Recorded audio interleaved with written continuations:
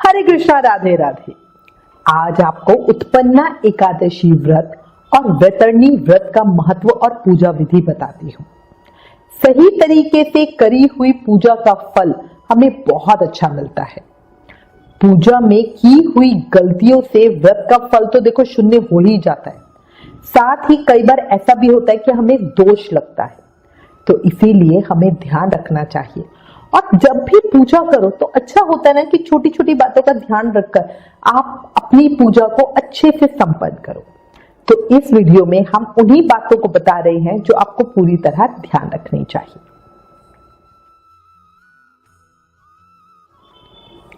मार्गशीर्ष माह के कृष्ण पक्ष की 11 यानी 11वीं तिथि को भगवान विष्णु से एकादशी माता का प्रादुर्भाव यानी प्रकट हुआ था, उत्पन्न हुई थी। इसीलिए इस दिन उत्पन्ना एकादशी का व्रत किया जाता है। इसे उत्पत्तिका, उत्पन्ना, प्राकट्य और वैतरणी एकादशी भी कहा जाता है। पद्म पुराण के अनुसार श्री कृष्ण ने धर्मराज युधिष्ठिर को इस एकादशी की उत्पत्ति और इसके महत्व के बारे में बताया था। व्रतों में एकादशी को प्रधान और सब सिद्धियों को देने वाला कहा गया है। देवी एकादशी भगवान विष्णु की एक शक्ति रूप है जो उनके अंदर से ही उत्पन्न हुई थी। मान्यता है कि उन्होंने इस दिन उत्पन्न होकर राक्षस मुर का वध किया था, इसलिए इस एकादशी को उत्पन्ना एकादशी कहा जाता है। यह साल की 4 बड़ी एकादशियों में से एक है। जो साधक वैसे एकादशी का व्रत शुरू करना चाहते हैं वो इसी एकादशी से व्रत को उठा सकते हैं। साथ ही जो साधक वैसे एकादशी व्रत नहीं करते उन्हें भी कम से कम साल की जो 4 बड़ी एकादशी होती है उनका व्रत जरूर करना चाहिए। धार्मिक मान्यता के अनुसार इस दिन स्वयं भगवान विष्णु ने माता एकादशी को आशीर्वाद दिया था और उनके व्रत को सबसे महान और पूजनीय बताया था। इसीलिए एकादशी व्रत को व्रतराज कहा जाता है, सभी व्रतों का राजा। साथ ही ये भी कहा जाता है कि एकादशी व्रत उन्हें सभी व्रतों में सबसे अधिक प्रिय है। इसीलिए एकादशी का व्रत रखने से इंसान के पूर्व जन्म और इस जन्म सभी जन्मों के पाप खत्म हो जाते हैं।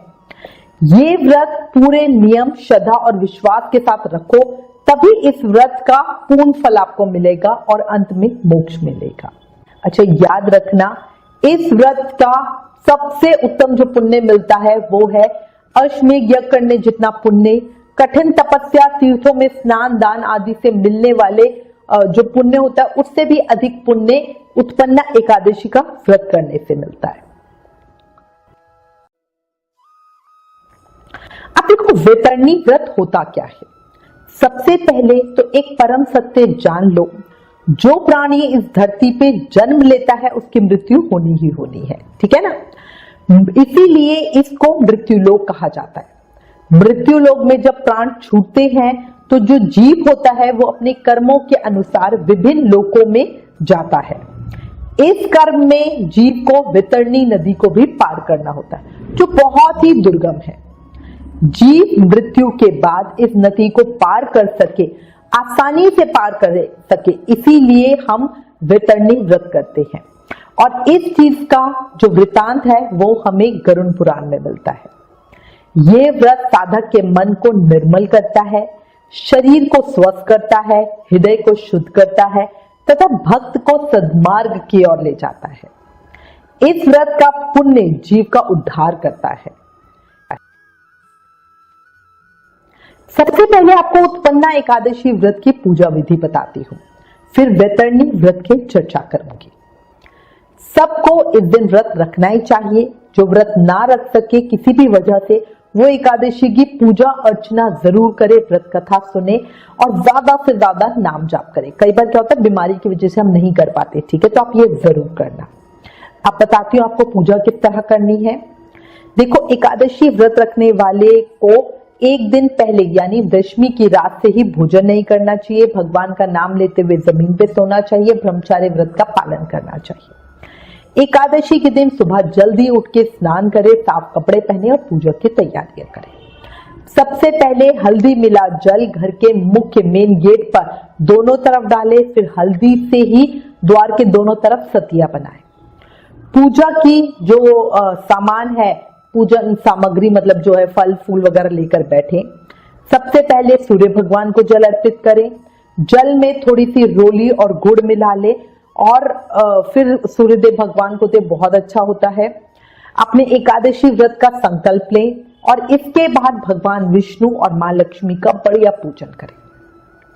अगर आपके सेवित शिव विग्रह है, लड्डू गोपाल जी, राधा कृष्ण या शालग्राम जी, तो उन्हें बढ़िया पंचामृत से स्नान करवाएं, सुंदर श्रृंगार करें, फिर इन्हें फूल फल मीठा भोग अर्पित करें। इस दिन मां लक्ष्मी को कमल का फूल जरूर अर्पित करें। भगवान विष्णु के सामने धूप दीप प्रज्वलित करें, विष्णु सहस्त्र नाम का पाठ करें, उत्पन्ना एकादशी की व्रत कथा सुने, भगवान विष्णु और मां लक्ष्मी की स्तुति करें, विष्णु जी और लक्ष्मी जी की चालीसा पढ़े या सुने, साथ ही भगवान से अपनी जाने अनजाने में हुई गलतियों की क्षमा मांगे। इसके बाद एकादशी की आरती करें। देखो, वैसे एकादशी माता की आरती हमें हर एकादशी पे जरूरी करना चाहिए, पर उत्पन्ना एकादशी पे इस आरती का विशेष महत्व है। उत्पन्ना एकादशी पर एकादशी माता की आरती जरूर ही करें, साथ ही भगवान विष्णु और मां लक्ष्मी की आरती करें। आरती के बाद प्रसाद जरूर बांटें। पूरा दिन कम बोलकर शुभ कर्मों में लगाएं, अधिक से अधिक माला जाप करें। नियम बना लो, हर एकादशी पर रोज से दुगना माला जाप करोगे। मतलब जैसे अगर रोज में 2 माला करते हो तो एकादशी पे 4 करो, रोज में 16 माला का नियम है तो एकादशी पे 32 करो। देखो, ये दिन बहुत महान और फलकारी होता है। इसमें किए गए किसी भी कर्म का फल हमें अधिक होके मिलता है और रोज में जाने अनजाने में ही हम काफी पाप कर देते हैं। इसलिए कोशिश करके एकादशी के दिन का विशेष ध्यान रखो। तभी तो कहते हैं ना, इस दिन गुस्सा नहीं करना है, मौन रहना है, चुगली नहीं करनी, झाड़ू नहीं लगाना, दातुन नहीं करना, ताकि हम गलती से भी कोई पाप ना करें। और अगर मान लो आप पाप नहीं करते हो, ज्यादा से ज्यादा नाम जाप करके अधिक पुण्य कमाते हो, तो ये समझो जो आपके पहले के पाप हैं वो भी खत्म होते हैं, है ना। अच्छा, कोशिश करके हो सके तो इस दिन सिर्फ फल खा के रहो। अगर नहीं कर सकते तो फलहार मतलब कूटू सिंघाड़े के आटे से बना खाना खा सकते हो। शाम को पूजा जरूर करना, आकाश में दीपदान करना। वीडियो चैनल पर ऑलरेडी है कि आकाश में भगवान विष्णु के निमित्त दीपदान कैसे करते हैं, तो प्लीज वो वीडियो देख लेना। आकाश में दीपदान घर की छत पर या खुले मैदान में किसी खुली जगह पे करते हैं। लोग बालकनी में करते हैं, वो आकाश दीपदान नहीं होता, ठीक है। और बड़ा दीवा ले जाकर भगवान विष्णु को दीप प्रज्वलित करते हुए बोले, हे श्री हरि विष्णु, मैं ये आपकी प्रसन्नता के लिए आकाश में दीपदान कर रही हूं, कृपया हमारी रक्षा करे, सभी प्राणियों का कल्याण करे। इस तरह प्रार्थना करते हुए भगवान विष्णु के निमित्त उनको दीप समर्पित करें। अच्छा, इसके बाद है शाम की पूजा हो गई, फिर रात्रि जागरण। एकादशी पर रात्रि जागरण का विशेष महत्व है। एकादशी कथा में आप जानोगे कि एकादशी व्रत का आधा फल एक समय भोजन करने वाले को मिलता है और आधा फल रात्रि जागरण करने वाले को। इसलिए कोशिश करके रात्रि जागरण जरूर करें। इसके बाद अगले दिन सुबह अपने व्रत का पारण करें। पारण यानी व्रत खोलना, इसलिए बताए हुए समय पे ही पारण करें। समय अपनी पिछली वीडियो में बता चुकी हूं, अगर आपने अभी तक वो वीडियो नहीं देखी तो प्लीज देख लें। द्वादशी पर सुबह पूजा वगैरह करने के बाद श्रद्धा पूर्वक ब्राह्मणों को भोजन करा के दान दक्षिणा दे। और उसके बाद अगर मान लो किसी भी वजह से आप भोजन घर पे नहीं बना सकते हो, सुबह उन्हें बुला नहीं सकते हो, तो सूखा सामान निकालकर मंदिर में भेज सकते हो।